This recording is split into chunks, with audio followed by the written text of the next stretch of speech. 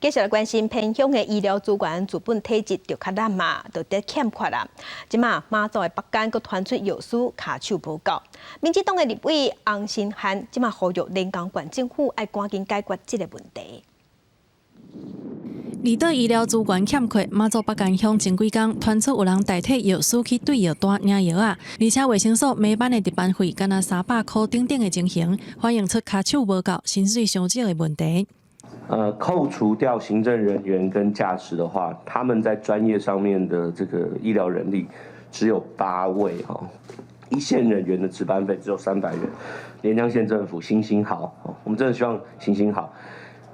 赶快提出你们的医疗人员、医疗资源的扩编的这个计划。立委洪新汉讲，虽然有听到连江县政府编的预算准备要扩大人力，不过到今还无看到影。卫福部补充，医疗资源若无够，中央有准备经费会当申请。若准马祖有需求，应该加紧速度。如果连江县这边他们也认为说，